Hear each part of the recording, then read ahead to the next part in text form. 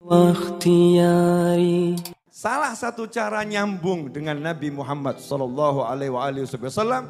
adalah dengan banyak bersolawat kepada kanjeng Nabi Muhammad SAW. Kalau kita banyak solawat pada Nabi Muhammad SAW, maka otomatis kita akan nyambung dengan baginda Muhammad SAW. Sebagaimana dikatakan dalam Maulid Simtud Duror ya. Di Simtud Duror itu disebutkan salatan yattasilu biha ruhul musalli alaihi bih. Habib Ali bersolawat dengan satu solawat yang solawat itu menyebabkan orang yang bersolawat ruhnya ittisal yattasilu. Salatan yattasilu biha ruhul musalli alaihi bih. Ruhnya orang yang bersolawat ittisal, nyambung. Dengan siapa? Dengan Nabi Muhammad sallallahu alaihi wasallam. Ada yang nanya, Habib, kok bisa orang yang solawat ruhnya nyambung dengan Nabi Muhammad SAW? Ini perlu dijelaskan atau enggak usah? Jelaskan ya, nyantai saja. Waktu kita unlimited kok. Iya, walaupun di limit, ya walaupun di limit sama Allah Subhanahu wa Ta'ala. Dalam sebuah hadis disebutkan, maknanya Allah mau menyiapkan malaikat khusus. Ya, Allah menyiapkan malaikat khusus yang diberi oleh Allah Subhanahu wa Ta'ala daftar nama seluruh makhluk Allah yang sudah dan yang akan lahir ila yaumil qiyamah. Kalau bahasa modernnya database. Ya, database. Orang yang punya database zaman sekarang ini itu orang yang akan memenangkan bisnis dan segala hal. Kalau dia punya database, makanya ada pencurian database, ada penjualan database, ada orang yang mengumpulkan database. Untuk apa? Berbagai macam kepentingan. Nah, ini Allah kasih satu malaikat, ya malaikat khusus yang oleh Allah Ta'ala dikasih database seluruh makhluk sampai hari kiamat. Lengkap dengan nama ayah dan ibunya, nama orang tuanya, lengkap. Setiap kali ada seseorang bersolawat pada Nabi Muhammad SAW, maka orang tadi database-nya akan muncul. Begitu kita, misal saya Naufal bin Muhammad al-Idris, ya Rabbi salli ala Muhammad, sallu ala Nabi, Allahumma salli alaihi. Begitu saya ngucap solawat, maka di alatnya malaikat, entah bentuknya seperti apa, muncul Naufal bin Muhammad bin Ahmad bin Abdurrahman bin Husain, terus ya solawat pada Nabi Muhammad SAW. Maka malaikat tadi menyampaikan pada Rasulullah SAW. Loh, kenapa malaikat nyampaikan? Masa kanjeng Nabi suruh baca database, kamu tuh ya gimana sih?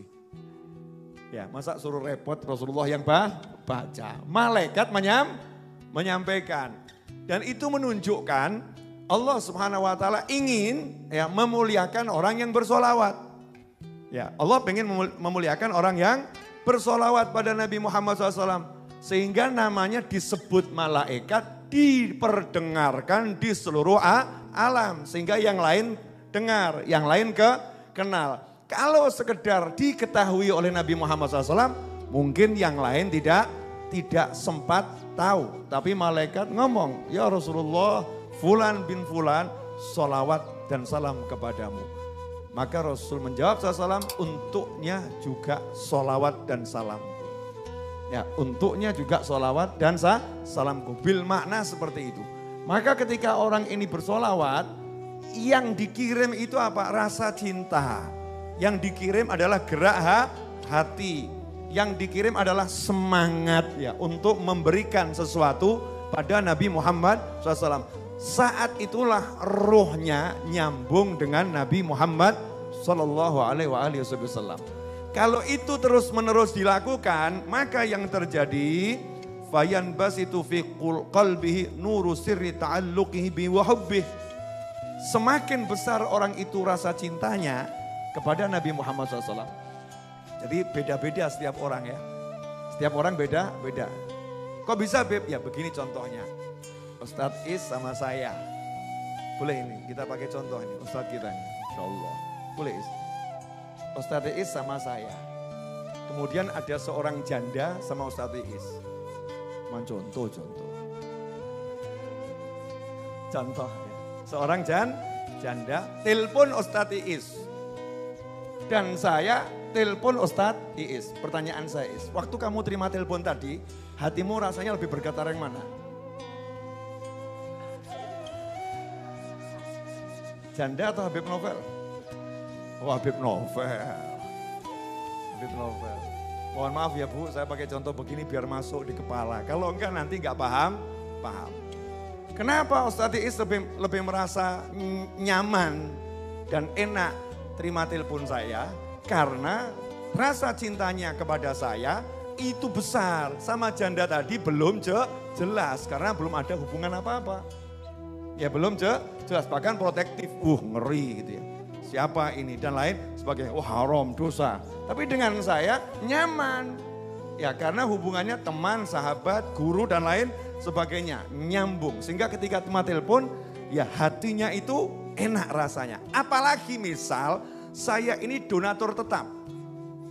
Kalau saya telepon transfer 200 juta. Kira-kira terima teleponnya enak atau enggak enak? Enak. Assalamualaikum Habib, Masya Allah. Terimanya lain, betul ya? Kenapa terimanya lain? Donatur tetap. Kalau telepon biasanya transfer 200 juta. Terimanya senang atau senep? Senang. Bergantung dari hatinya. Kalau hatinya besar cintanya, hatinya besar sayangnya, maka begitu nyambung hatinya merasakan nikmat. Begitu pula sholawat kepada Nabi Muhammad SAW. Sebetulnya siapapun muslim bersolawat pada Nabi Muhammad SAW, saat itu dia lagi tersambung dengan Nabi Muhammad SAW. Masalahnya hatinya. Hatinya cintanya seberapa? Kalau cintanya kecil ya sambungannya sesuai cintanya. Kalau cintanya besar, sambungannya sesuai cintanya. Maka dikatakan fayan basitu fi qalbihi nuru sirri ta'alluqihi bi wa hubbih. Maka di hatinya akan terbentang ya cahaya hubungan ikatan cintanya dengan Nabi Muhammad SAW. Kalau ikatan cintanya itu besar, maka hatinya akan semakin bercahaya dan menjadi sangatlah lapang. Kalau begitu, apa yang terjadi selanjutnya? Wa yuktabu biha bi inayatillah fi hizbih. Maka Allah akan memperhatikan orang ini. Ya, dikasih perhatian khusus orang tersebut. Dalilnya apa? Ini kan ucapannya Habib Ali Habsyi ya. Pasti orang nanya dalilnya apa nih, kok bisa buat pernyataan dia diperhatikan Allah. Dalilnya mana gitu. Kalau yang tadi semua udah pakai dalil ya. Sudah ya. Nah dalilnya ini mana? Dalilnya adalah ketika seseorang bersolawat pada Nabi Muhammad SAW, langsung Allah memberikan perhatian super khusus. Super khusus Allah katakan, siapapun yang solawat sama kamu, aku solawat kepadanya 10 kali. Jelas? Jadi dalilnya nyambung atau super nyambung? Super nyambung ya. Maka siapapun yang tadi solawat, siapapun yang bersolawat, dia sedang tersambung dengan Nabi Muhammad SAW. Hanya saja yang dia rasakan di hati, besarnya cahaya yang dia peroleh, yang masuk ke dalam hatinya, sesuai kapasitas cintanya. Contoh.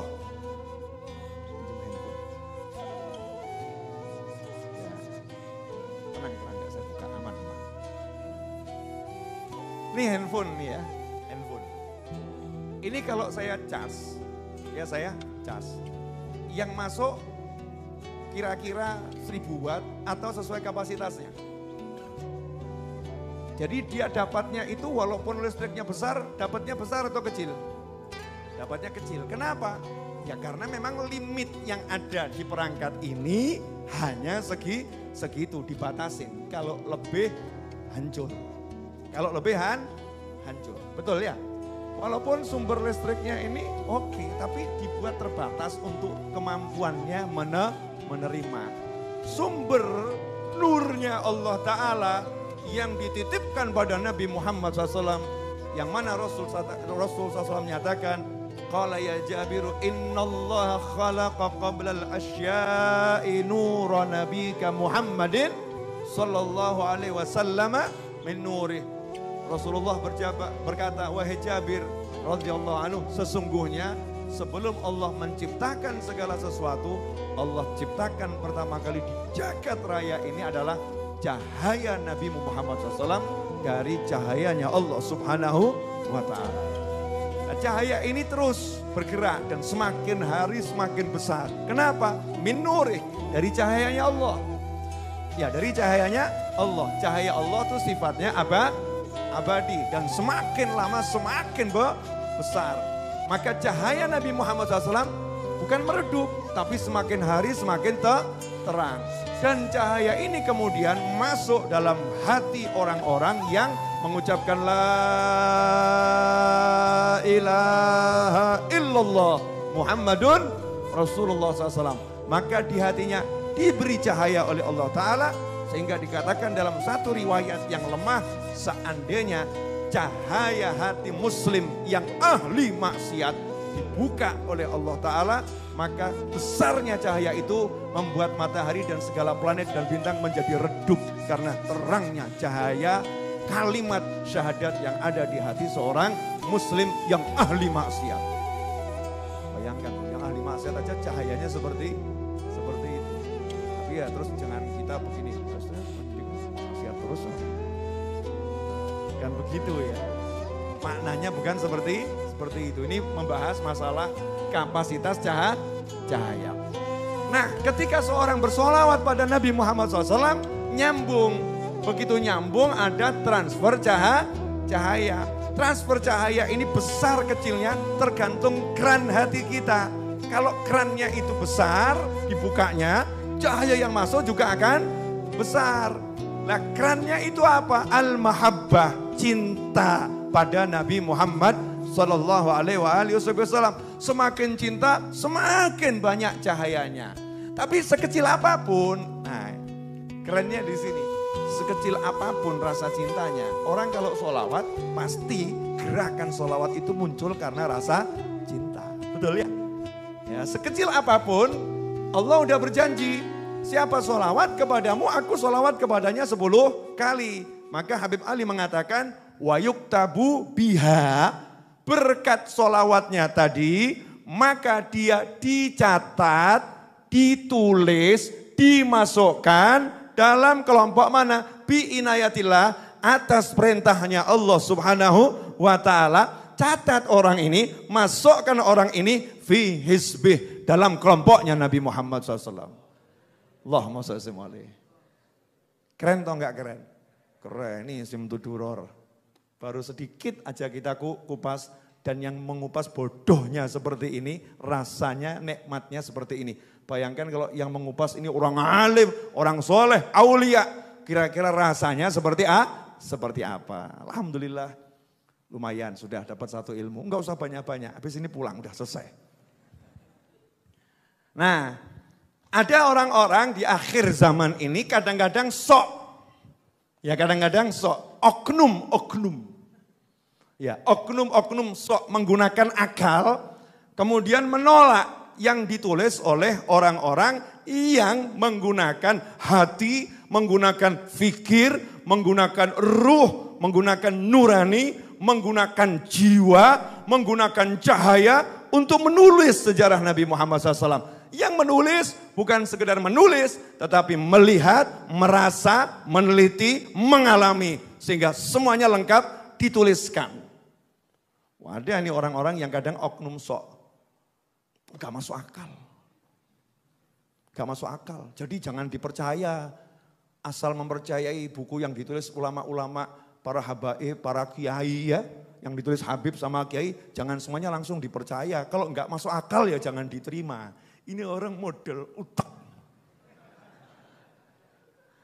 Model utak. Buat saya dan siapapun yang mau ikut saya dari sahabat saya, kalau yang nulis itu udah wali, orang soleh, orang alim, tinggalkan dulu akalmu. Pakai akal beliau. Kenapa?